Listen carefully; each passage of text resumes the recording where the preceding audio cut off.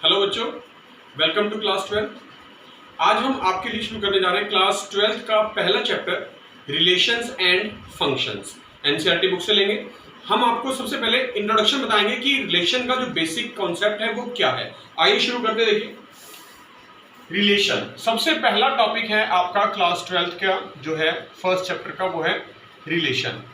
Relation define करने से पहले हम आपको ये बता रहे हैं, क्लास 11th में लेके चल रहे हैं, क्योंकि क्लास 11th में आपने पढ़ा था सबसे पहले कि रिलेशन होता क्या है। क्या था रिलेशन? देखिए, हम सबसे पहले एक सेट लेते थे, सेट ए ले लेते हैं, कोई मान लेते हैं उसके अंदर कोई दो एलिमेंट हैं ए और बी। एक और सेट ले लेते हैं बी और उसके अंदर हम एलिमेंट ले लेते हैं, मान लीजिए 3, 1, 2 और 3। तो सबसे पहले हम कार्टेशियन प्रोडक्ट लिखते थे, Cartesian product of two sets, यानी ए क्रॉस बी। ए क्रॉस बी के जो एलिमेंट्स होते थे वो ऑर्डर्ड पेयर की फॉर्म में लिखे जाएंगे। ए को सबसे पहले 1 के साथ लिखना है, देखिए A1, फिर ए को 2 के साथ A2, फिर इसी ए को 3 के साथ A3, फिर बी को लिखना आपने उसी प्रकार B1, B2 और B3। इस तरह से हमने कार्टेशियन प्रोडक्ट लिखा ए क्रॉस बी। इसके जो एलिमेंट्स हैं वो ऑर्डर पेयर की फॉर्म में आए। तो इस कार्टेशियन प्रोडक्ट जो सेट आया है ए क्रॉस बी, इसके जितने पॉसिबल सबसेट्स होंगे they are called relations. Number of subsets कितने होंगे? किसी भी सेट के नंबर ऑफ सबसेट्स कितने होते हैं? 2n फॉर्मूले से डिफाइन करते हैं हम। n क्या होता है? Number of elements. यानी यहां पर हमारे पास देखिए 1, 2, 3, 4, 5, 6 एलिमेंट्स हैं, तो 2⁻6 यानी 64 सबसेट्स हैं। तो 64 जो है ए क्रॉस बी के हम रिलेशंस जो हैं डिफाइन कर सकते हैं। तो all subsets of A cross B is called relation. जितने भी सबसेट बनेंगे वो सारे के सारे रिलेशन बन सकते हैं। इसका मतलब क्या हुआ? कितने रिलेशन पॉसिबल हैं? 64 रिलेशंस कैन बी देयर। तो ये था रिलेशन जो हमने क्लास 11th में आपको पढ़ाया था। अब हम क्लास 12th में जो रिलेशन है उसके ऊपर चल रहे हैं। तो क्लास 12th में जो रिलेशन स्टार्ट होता है वो सबसे पहले डेफिनेशन हमने आपको बता दी। अब हम डिफाइन करेंगे जो सबसे इंपॉर्टेंट टाइप है रिलेशन की, वो क्या है? वो है इक्विवेलेंस रिलेशन। इक्विवेलेंस रिलेशन ये आपका सबसे पहला टॉपिक है क्लास 12th का। हम इसी को पहले डिफाइन करेंगे कि इक्विवेलेंस रिलेशन जो है वो क्या होता है। देखिए, इक्विवेलेंस रिलेशन बताने जा रहे हैं। A relation R over A set defined over A set A. किसी भी सेट के ऊपर कोई रिलेशन हमने डिफाइन किया है, वो रिलेशन जो है वो इक्विवेलेंस रिलेशन होगा। कब? जब वो 3 बेसिक प्रॉपर्टीज को सेटिस्फाई करेगा। फर्स्ट प्रॉपर्टी है रिफ्लेक्सिव, कि वो रिफ्लेक्सिव होना चाहिए। यानी क्या रिफ्लेक्सिव का मीनिंग क्या होता है? इफ ए ऑर्डर पेयर की फॉर्म में है, belongs to R, relation R का एलिमेंट लिया है। If A belongs to R for all elements A belongs to set A. इस सेट ए के सारे एलिमेंट स्मॉल ए के लिए हम मान लेते हैं, यहाँ पर लिख लेते हैं पहले कि जो स्मॉल ए है, कोई भी एक एलिमेंट है वो सेट ए का है और उसका हमने ये ऑर्डर पेयर बना दिया। ये ऑर्डर पेयर ए अगर रिलेशन आर का एलिमेंट है सभी एलिमेंट्स ए के लिए, तो इसका मतलब जो रिलेशन है हमारा रिफ्लेक्सिव हो जाता है अगर वो इस प्रॉपर्टी को सेटिस्फाई करे। दूसरी जो प्रॉपर्टी है वो है सिमेट्रिक। सिमेट्रिक जो प्रॉपर्टी डिफाइन होगी वो 2 एलिमेंट्स के लिए डिफाइन होती है। तो मान लेते हैं लेट A1 A2, 2 एलिमेंट्स ले लिए मैंने, A1 और A2, बोथ दीज एलिमेंट्स से बिलोंग्स टू सेट A। ये दोनों एलिमेंट जो है वो सेट A के एलिमेंट हैं।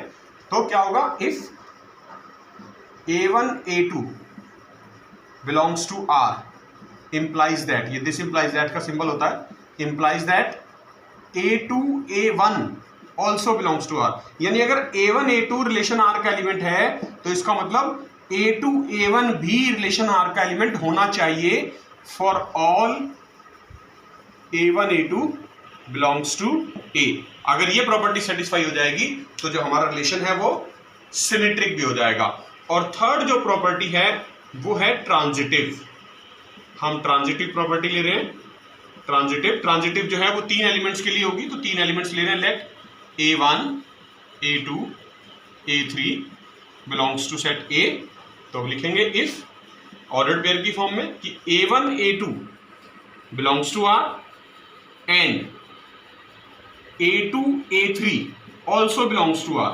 ये 2 एलिमेंट हैं ऑर्डर्ड पेयर की फॉर्म में, A1 A2 belongs to R and A2 A3 belongs to R, implies that A1 A3 belongs to R for all A1 A2 A3 belongs to set A।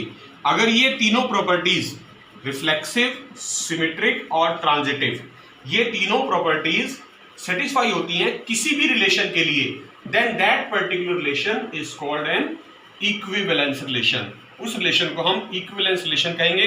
और जो questions हम discuss करेंगे chapter 1 में relation के, वो यही होंगे सारे के सारे कि आपको रिलेशन गिवन होंगे और आपने उनको वेरीफाई करके चेक करना होगा, उनकी वेरिफिकेशन करनी होगी कि क्या वो रिलेशंस इक्विवेलेंस रिलेशन हैं या नहीं। देखिए, रिलेशन के बाद जो हमारे पास नेक्स्ट टॉपिक आएगा, डेफिनेशन जो आएगी वो आएगी फंक्शन की। सबसे इंपॉर्टेंट डेफिनेशन है फंक्शन की। फंक्शन आपने क्लास 11th में ही पढ़े हुए हैं, डिफरेंट टाइप के, जैसे कांस्टेंट फंक्शन होता है, पॉलिनोमियल फंक्शन होता है, लीनियर फंक्शन होता है। इसी तरह से आज हम देखेंगे कि फंक्शन में वन फंक्शन क्या होते हैं। मान लीजिए कोई फंक्शन हम डिफाइन कर रहे हैं, फंक्शन x to y तक, मान लेते हैं ये हमारे पास सेट x है और ये y है, और हम फंक्शन डिफाइन करना चाहते हैं x to y। तो x के अंदर कुछ एलिमेंट्स ले लेते हैं, मान लेते हैं x1 x2 x3 x4, और y के अंदर हम एलिमेंट्स ले लेते हैं से y1 y2 y3 y4। तो वन फंक्शन क्या होते हैं, देखिए डायग्राम की हेल्प से समझ रहे हैं, बड़ा ध्यान से देखना है। जब भी किसी भी एलिमेंट x का कोई भी एलिमेंट है डिस्टिंक्ट एलिमेंट के लिए, y के अंदर भी डिस्टिंक्ट इमेज है हमारे पास, यानी x1 की इमेज y1, x2 की इमेज y2, x3 की इमेज y3 और x4 की इमेज y4। हर एक डिस्टिंक्ट एलिमेंट के लिए एक डिस्टिंक्ट इमेज जब अवेलेबल होती है फंक्शन f की x से y में डिफाइन करने पर, तब वो फंक्शन जो होता है वो वन फंक्शन होता है, और उसको हम इंजेक्टिव फंक्शन भी कहते हैं।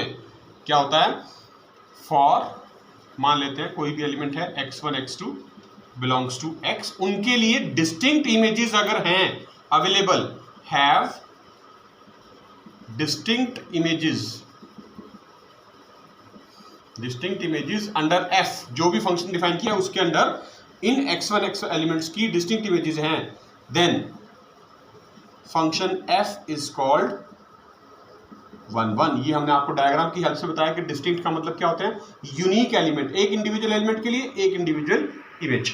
और उसको रिप्रेजेंट कैसे करेंगे, मैथमेटिकली भी आप लिख सकते हैं। सपोज x1 x2 दो एलिमेंट हैं, then we can say that this implies that, आप लिख देंगे कि if fx1 is equals to fx2 implies x1 is equals to x2।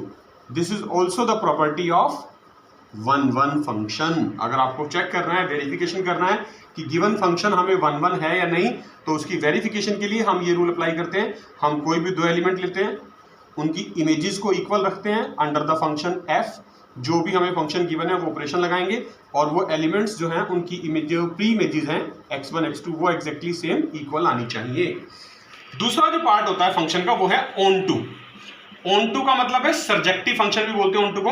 On to का मतलब है कि fx is equals to y अगर हमने लिख दिया है फंक्शन, तो यानी कि देखिए फिर से मैं इसका डायग्राम बना देता हूं। मान लीजिए ये x है और ये y है, ये हमने फंक्शन डिफाइन करना है यहाँ पर f x to y। तो क्या होगा, ऑन टू कब कहेंगे हम आपको, जैसे ही हमारे पास यहाँ सपोज ये है एलिमेंट y1 y2 y3, ये है इमेज के लिए अगर एक यूनिक प्री इमेज अवेलेबल है, यानी x1 से हमने y1 के लिए कहा, अगर y1 कहां से आया, y1 तभी आएगा जब उसके लिए यहां पर एक ऑब्जेक्ट अवेलेबल है x1। अगर मान लें हम कि ये मिरर है और इस मिरर में एक इमेज के लिए एक ऑब्जेक्ट अवेलेबल है हमारे पास, इस तरह से यूनिक, जैसे यहां पर है y2, ये इमेज है और यहां पर इसका ऑब्जेक्ट अवेलेबल है, then we can say that this function is onto, या सर्जेक्टिव भी कहते हैं।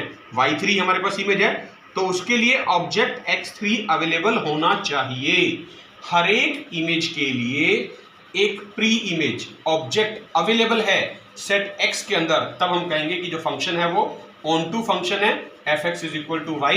और ए फंक्शन, कोई भी function, a function which is, जो कि दोनों होगा, बोथ 1 1 एंड ऑन टू, जो दोनों होगा 1 1 एंड ऑन टू, वो फंक्शन कहलाएगा बाइजेक्टिव फंक्शन। उसको हम बोलते हैं बाइजेक्टिव फंक्शन भी बोलते हैं, यानी जो इंजेक्टिव और सर्जेक्टिव दोनों प्रॉपर्टीज को सेटिस्फाई करेगा, 1 1 भी होगा और ऑन टू भी होगा, वो फंक्शन 1 1 ऑन टू फंक्शन कहलाएगा। और बाइजेक्टिव फंक्शन भी बोलते हैं उसको, and they are also called invertible functions, यानी सिर्फ वही फंक्शन ऐसे होते हैं जो 1 1 ऑन टू बोथ दोनों होते हैं, वही फंक्शन इन्वर्टिबल फंक्शन भी होते हैं। इन्वर्टिबल फंक्शन मतलब उनके इनवर्स एग्जिस्ट करते हैं, राइट। देखिए अभी हमने जो ये 1 1 ऑन टू का कॉन्सेप्ट सीखा है, इसी को एक एग्जांपल की हेल्प से भी एक्सप्लेन करते हैं। मान लेते हैं एग्जांपल ले लिया हमने एनसीईआरटी बुक में से आपकी, लिखा है show that the function f n to n, n का मतलब है नेचुरल नंबर्स, नेचुरल नंबर से नेचुरल नंबर तक, यानी नेचुरल नंबर का सेट डिफाइन किया गया है और एक फंक्शन डिफाइन किया है fx is equal to 2x से। ये फंक्शन हमने रूल इसका डिफाइन कर दिया गया है, fx is equal to 2x। हमें चेक करना है कि ये फंक्शन जो है ये 1 1 तो है बट ऑन टू नहीं है। तो 1 1 चेक करने के लिए हमने आपको बताया था, लेट कर लेते हैं दो एलिमेंट से x1 x2 belongs to n, n मतलब नेचुरल नंबर, कोई भी दो नेचुरल नंबर है x1 x2। तो हम देखिए क्या लिखना चाहते हैं, implies that fx1 is equals to fx2, ये हम लेकर चलेंगे।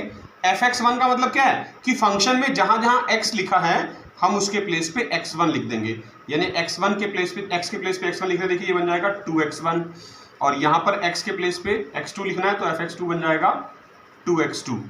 अब ये दोनों तरफ से 2 से 2 कैंसिल हो सकता है, तो क्या बचा, x1 is equal to x2। तो therefore fx1 is equal to fx2 इंप्लाइज दैट, क्या इंप्लाइज होता है इससे, हमने क्या प्रूव किया कि x1 is equal to x2, therefore f is 1 1, यानी जो गिवन फंक्शन है वो 1 1 की कंडीशन को सेटिस्फाई कर रहा है, मतलब वो 1 1 तो है। अब हमें चेक करना है ऑन टू, तो ऑन टू चेक करने के लिए देखिए अब हम आपको इसका ऑन टू चेक करके दिखा रहे हैं पार्ट। फंक्शन था हमारे पास fx is equal to 2x, मान लेते हैं कोई भी नेचुरल नंबर है, let fx is equals to y से लिख लेते हैं हम, fx की वैल्यू y आ रही है, तो क्या बनेगा, देखिए ये fx इज इक्वल है 2x के, ये हमने लेट कर लिया fx is equal to y के, यानी फंक्शन की इमेज जो है वो y आ रही है, वेयर आप यहाँ डिफाइन कर देंगे कि y कहाँ लाई करेगा, बिलोंग्स टू n। क्यों, क्योंकि हमारा जो फंक्शन है वो नेचुरल नंबर से नेचुरल नंबर तक डिफाइन हो रहा है, यानी हम जो भी इनपुट पुट करेंगे x की वैल्यू वो भी नेचुरल नंबर होगी और जो y की वैल्यू आंसर आएगा वो भी नेचुरल नंबर होगी, ऐसा हमें कहा गया है।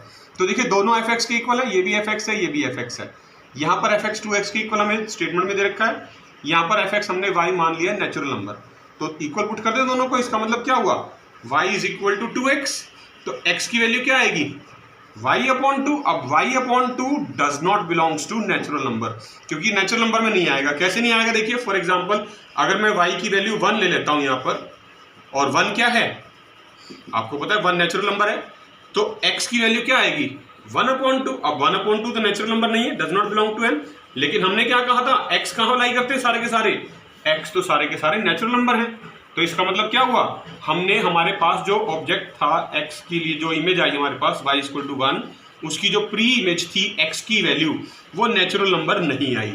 इसका मतलब the function f x is equal to 2x जो था इज नॉट ऑन टू, ये 1 1 तो था लेकिन ऑन टू नहीं था। देखिए 1 1 ऑन टू के बाद अब हम डिस्कस करेंगे कंपोजिट फंक्शन की, दो फंक्शंस का जब हम ज्वाइन करते हैं कंपोजिशन लिखते हैं तो कंपोजिट फंक्शन बनता है, वो कैसे होता है। मान लीजिए कोई फंक्शन है हमारे पास a टू b और एक फंक्शन है g, वो हमने डिफाइन कर लिया b टू c, इस तरह से suppose this is function a, इसका एक एलिमेंट ले लिया x, इससे आया fx, a टू b हमने डिफाइन कर दिया fx, तो यहाँ f लिख देते हैं हम fx, ये हमने यहाँ पर fx आ गया, और दूसरा फंक्शन हमने डिफाइन कर दिया b टू c, तो वो फंक्शन हो गया g। तो fx से अब आया हमारा g ऑफ fx। कैसे आएगा? तो देखिए जब अब डायरेक्ट a से b हमने फंक्शन डिफाइन किया fx के साथ, b से c तक फंक्शन डिफाइन किया फंक्शन g के साथ, तो जो कंपोजिशन अब हम ज्वाइन कर देते हैं डायरेक्ट a टू c तक पहुंचते हैं दिस वे। डायरेक्ट a से c तक ज्वाइन करना हो, अगर हमें डिफाइन करना हो एक फंक्शन, तो उस फंक्शन को बोला जाता है गोफ ऑफ x यानी g(f(x), राइट। तो ये फंक्शन a और c को ज्वाइन करता है। कौन सा फंक्शन ज्वाइन करता है? फंक्शन b जो बीच में था। इसकी हेल्प से हम a से c तक डायरेक्ट डिफाइन कर सकते हैं। तो देखिए एक एग्जांपल की हेल्प से इसको थोड़ा सा और अच्छे तरीके से समझेंगे। हमारे पास जो एग्जांपल है आपकी बुक में से लिया हुआ है, एनसीईआरटी में से लिखा है, एक फंक्शन गिवन है f जिसके एलिमेंट्स है 2, 3, 4, 5, वो डिफाइंड है सेट, दूसरे सेट तक जिसके एलिमेंट्स है 3, 4, 5, 9 तक। दूसरा सेट फंक्शन है हमारे पास g, वो डिफाइन किया हुआ है 3, 4, 5, 9 से लेकर 7, 11, 15 तक। इसका मतलब क्या है? देखिए इसका मतलब है कि जो f2 है, ये f2, इसकी वैल्यू कितनी गिवन है? 3, यानी इसकी वैल्यू ये 3 हमें गिवन है। फिर f3, ये जो थर्ड एलिमेंट दूसरा एलिमेंट है 3, इसकी वैल्यू हमें गिवन है 4, यानी 3 की वैल्यू गिवन है ये 4। f4 और f5, इन दोनों की ही वैल्यू, इन दोनों एलिमेंट्स की वैल्यू सेम हमें गिवन है नंबर 5 से डिनोट किया हुआ है। इसी तरह से फंक्शन g भी डिफाइन किया हुआ है कि g3 और g4 इन दोनों की जो वैल्यू है that is given by number 7, और g5 और g9 इन दोनों की जो वैल्यू है that is given by number 11। हमें कहा गया है find the composite function g of fx। हमें composite function g of fx निकालना है। तो g ऑफ fx का मीनिंग क्या है? देखिए जब हम यहाँ लिखते हैं फंक्शन a टू b और फंक्शन g जो है वो b टू c, तो गॉफ फंक्शन होता है a टू c लिखा जाता है। अगर हम ऐसे लिखे g of fx is equal to g of f of x, इस तरह से लिखा जाता है। ये इसका मीनिंग है for all values of x। यहां लिख देंगे for all x belongs to the first set a, जो हमारा इनिशियली डिफाइन किया गया था। तो यहां पर इस एग्जांपल के लिए अब हमें g ऑफ f निकालना है। देखिए x की वैल्यूज ले रहे हैं, सबसे पहले हम निकाल रहे हैं g ऑफ f फॉर 2 के लिए। इस 2 के लिए g ऑफ f निकाल रहे हैं। g ऑफ f की वैल्यू 2 के लिए क्या आएगी? सबसे पहले लिखा जाएगा g ऑफ f ऑफ 2, यानी f2 की वैल्यू पुट करनी है मुझे। यहां पर f2 की वैल्यू मुझे स्टेटमेंट में गिवन है, ये हाउ मच इट इज 3, तो मैं यहां पर 3 लिख दूंगा, तो ये बन जाएगा g ऑफ 3। मैंने इस f2 के प्लेस पे 3 लिख दिया। और g3 की वैल्यू गिवन है स्टेटमेंट में। देखिए यहां पर g3 और g4 दोनों किसके इक्वल है? 7 के, तो g3 के प्लेस पे मैं लिख दूंगा 7। तो देखिए हमारे पास g ऑफ f हमने एलिमेंट 2 के लिए निकाल दिया कंपोजिट फंक्शन, जिसकी वैल्यू आ गई है 7। इसी तरह से अगर हम g ऑफ 3 के लिए निकालें, g of f for function 3 निकालें, तो क्या लिखा जाएगा? देखिए वो लिखा जाएगा g of f of 3, right. g of f of 3, और f ऑफ 3 की वैल्यू कितनी है? 4, तो यहां पर हम लिख देंगे 4। और g4 की वैल्यू कितनी है? g ऑफ 4 की वैल्यू दैट इज अगेन 7। तो g ऑफ f यानी गॉफ फंक्शन 3 के लिए भी 7 के इक्वल है और 2 के लिए भी 7 के लिए इक्वल है। बिल्कुल एग्जैक्टली इसी तरह से आपके लिए छोड़ रहे हैं, आपने प्रैक्टिस करनी है, आपने सॉल्व करके निकालने वैल्यू 4 और 5 के लिए फंक्शन g ऑफ fx के लिए, यानी गॉफ 4 भी निकालना है और गॉफ 5 भी निकालना है, और फिर उसके आंसर आपने वेरीफाई करने हैं। देखिए फर्स्ट चैप्टर में सबसे पहला टॉपिक रिलेशन है। हमने आपको रिलेशन बताया, डेफिनेशन क्या होती है, उसके बाद इक्विवेलेंस रिलेशन बताया, और उसके बाद हमने फंक्शंस डिस्कस किए, 1, 1 ऑन 2 फंक्शन, और इन्वर्टिबल फंक्शन, बाइजेक्टिव फंक्शन और कंपोजिट फंक्शन। इसके बाद ये थर्ड लास्ट टॉपिक है इसी चैप्टर का, वो है binary operation. Binary operation, binary का मीनिंग होता है 2। तो बाइनरी ऑपरेशन पहले सिंपल वर्ड्स में समझने की कोशिश करते हैं कि what does we mean by binary operation, इसका मतलब क्या है। मान लीजिए देखिए आपने पढ़ा होगा छोटी क्लासेस में, आपने एडिशन प्रोसेस सीखा होगा, प्लस करना है ना, फिर आपने मल्टीप्लिकेशन सीखा होगा, मल्टीप्लाई करना, या सब्ट्रैक्शन भी आपने सीखा हुआ है। 4 बेसिक ऑपरेशन हैं जो आपने छोटी क्लासेस में सीखे हुए हैं, एडिशन, सब्ट्रैक्शन, मल्टीप्लिकेशन एंड एक डिवीजन भी होता था, राइट। तो मान लीजिए आपको दो नंबर्स हैं 4 + 5, इनको ऐड करना है आपको, तो क्या होता था 4 + 5 9 आ जाता था। अगर आपको इनको माइनस करना है, मान लीजिए 5 - 4 लिख दिया मैंने तो 1 आ जाएगा। मल्टीप्लाई करने के लिए मैं दे दूं कोई भी दो नंबर 6 × 2 तो 12 आ जाएगा। ये तो दो नंबर के ऑपरेशन हो गए। फॉर एग्जाम्पल हमारे पास अब तीन नंबर आ जाते हैं 3, 4 और 5, 3 + 4 + 5। तो एडिशन कैसे होता है? एडिशन में हमें पहले इन दो को ऐड करना है, 3 + 4 7, और फिर जो रिजल्ट आएगा इन दोनों को ऐड करने के बाद उसको नंबर 5 में ऐड किया था तो 12 आएगा। या आप इस तरह से भी कह सकते हैं कि 3 + 4 + 5 लिखा तो पहले 4 + 5 को ऐड कर दो, 3 तो 4 + 5 हो गया 9, और फिर इन दोनों 3 + 9 को ऐड किया तो रिजल्ट आया 12। या आप इस तरह से भी कह सकते हैं 3 + 4 + 5 है कि यहाँ पहले 3 और 5 को ऐड कर दो, तो क्या आएगा 3 + 5, हमें ऐसे लिखना पड़ेगा +4, ये 8 + 4 यानी कि फिर से 12 आ गया। तो आंसर तो हर बार सेम आया, लेकिन जो सबसे इंपॉर्टेंट बात है इसमें वो आपने क्या चीज नोट करनी है, वो ये कि हम एक साथ एक टाइम में एक बार में सिर्फ दो नंबर्स को ऐड कर सकते हैं। 3 और 9 को ऐड किया, 8 और 4 को ऐड किया, 3 और 4 5 को ऐड किया, उसके बाद जो रिजल्ट आया उसमें वो तीसरा नंबर ऐड होगा या चौथा होगा या पांचवा होगा, जो भी ऐड कर रहे हैं। तो बेसिकली सबसे पहले जब भी आपको नंबर ऐड करना है दो कर सकते हैं आप, तो ये दो नंबर एक बार में ऐड हो सकते हैं, सब्ट्रैक्ट, मल्टीप्लाई, डिवाइड हो सकते हैं। इसीलिए इन ऑपरेशंस को हम बाइनरी ऑपरेशन बोलते हैं, which means two the numbers which can be added two at a time. तो डेफिनेशन क्या बनेगी? ए बाइनरी ऑपरेशन, स्टार इसकी नोटेशन है, स्टार से डिनोट करेंगे, on a set A is a function star A cross A. A cross A का मतलब है कार्टेशियन प्रोडक्ट। कार्टेशियन प्रोडक्ट के एलिमेंट कैसे लिखे जाते हैं? ऑर्डर्ड पेयर की फॉर्म में, ए कॉमा बी की फॉर्म में, अप टू सेट ए तक। तो जो स्टार ए बी है, स्टार मतलब बाइनरी ऑपरेशन जो हमने लगाना है इस ऑर्डर्ड पेयर ए बी के ऊपर, उसको कैसे लिखा जाएगा? उसको ए स्टार बी की हेल्प से लिखा जाएगा। यहाँ पर जो स्टार है ये हमारा बाइनरी ऑपरेशन है जो हमें स्टेटमेंट में गिवन होगा, यानी कि एक रूल बेसिक कि हमने वो इन ए और बी के बीच में क्या अप्लाई करना है। वो प्लस हो सकता है, वो मल्टीप्लाई हो सकता है, वो माइनस हो सकता है, वो डिवाइड हो सकता है, कोई भी ऑपरेशन हो सकता है जिसको हम बाइनरी ऑपरेशन बोलेंगे, वो इन दोनों नंबर्स के बीच में लगेगा।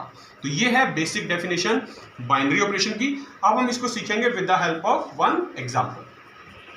देखिए बाइनरी ऑपरेशन को ही एक एग्जांपल की हेल्प से थोड़ा सा एक्सप्लेन कर रहे हैं। और बाइनरी ऑपरेशन की हमने आपको नोटेशन ये बताई थी, इस तरह से लिखा जाएगा, star A cross A order pair है, अप टू सेट ए तक डिफाइंड है, और आपने अगर ऐसे लिखना है order pair star A B, तो इसका मतलब होता है ए स्टार बी। स्टार हमने बताया था ये हमारा ऑपरेशन होगा। एग्जाम्पल हमने लिया आपकी बुक में से, एनसीईआरटी बुक में से, लिखा है शो दैट सब्ट्रैक्शन यानी कि minus and division are not binary operations on N. N मतलब नेचुरल नंबर्स, यानी नेचुरल नंबर के सेट की अगर हम बात करें तो उसमें सब्ट्रैक्शन और डिवीजन जो है वो बाइनरी ऑपरेशन नहीं है। कैसे लिखा जाएगा? देखिए अब स्टार के प्लेस पे हमने सबसे पहले सब्ट्रैक्शन दिया हुआ है यानी कि माइनस, और सेट ए के प्लेस पे जो सेट गिवन है वो नेचुरल नंबर्स का है, यानी इस तरह से लिखा जाएगा, और रिजल्ट जो आना चाहिए वो भी एक नेचुरल नंबर आना चाहिए। यानी हमें जो ऑपरेशन लगाना है नेचुरल नंबर्स के बीच में, ordered pair star A B, यानी कि ये स्टार के प्लेस पे अब माइनस लिखना है मुझे, तो ए स्टार बी हमने बताया था आपको, तो अगर मैं यहाँ माइनस लिख लूँ माइनस ए बी, तो इसका मतलब आएगा ए माइनस बी मुझे चेक करना है।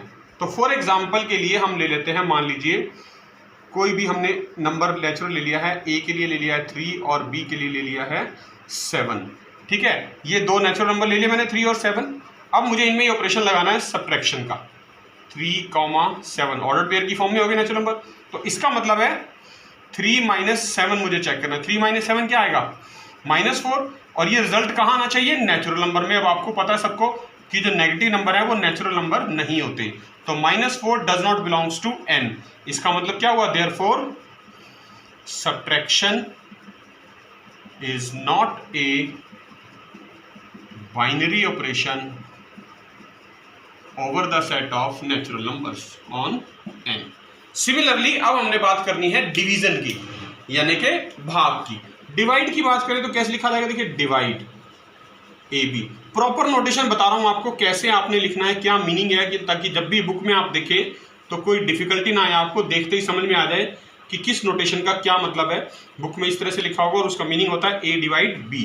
तो एग्जाम्पल यही ले लेते हैं, सपोज ऊपर वाले कि हम ए के प्लेस पे 3 ले रहे हैं और बी के प्लेस पे 7 ले रहे हैं, कोई भी नेचुरल नंबर, तो कैसे लिखा जाएगा, divide 3 7 is equals to 3 divide 7। 3 divide 7 का मतलब क्या है, 3 मल्टीप्लाई 1/7 यानी 3/7। अब जो रिजल्ट है 3/7 that does not belong to natural number, ये भी एक नेचुरल नंबर नहीं है। इसका मतलब क्या हुआ, इसका मतलब हुआ कि जो डिवीजन प्रोसेस है, division is also not a binary operation, की जो डिवीजन है वो भी बाइनरी ऑपरेशन नहीं है। कहां नहीं है binary operation, over the set of natural numbers.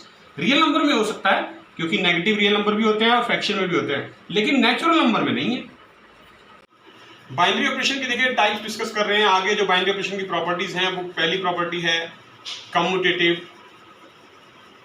कि हमें चेक करना हो कोई भी ऑपरेशन गिवन है वो कम्यूटेटिव है या नहीं, तो यही प्रॉपर्टी चेक होगी हमेशा, A star B is equals to B star A. यानी हम रिलेशन जो भी ऑपरेशन गिवन है बाइनरी ऑपरेशन स्टार से, अगर वो A star B equal to B star A के इक्वल आ जाए for all A B belongs to set A, इसी सेट के लिए, तो वो कम्यूटेटिव होगा। दूसरी है एसोसिएटिव, अगर हमें चेक करना होता है बेसिकली मेन एसोसिएटिव भी आपने पढ़ा हुआ है छोटी क्लासेस में, तो वही सेम ऑपरेशंस हैं, A star B star C is equals to A star B star C for all A B C belongs to A. और तीसरा होगा existence of identity, existence of identity element. अगर आपको किसी भी बाइनरी ऑपरेशन का check करना है तो वो ए स्टार ई से चेक होता है। अगर ए स्टार ई हम बाइनरी ऑपरेशन एलिमेंट ई के साथ लगाते हैं, आइडेंटिटी एलिमेंट के साथ, तो रिजल्ट सेम ए के इक्वल आ जाता है, और वो दोनों तरफ से वेरीफाई होना चाहिए, कम्यूटेटिव से भी, यानी ए स्टार ई भी ए के इक्वल होना चाहिए और ई स्टार ए भी ए के इक्वल आना चाहिए for all A belongs to A. ये फॉर ऑल का सिंबल है, this symbol is used for all, तो लिख देता हूँ फॉर ऑल के लिए यूज करते हैं हम।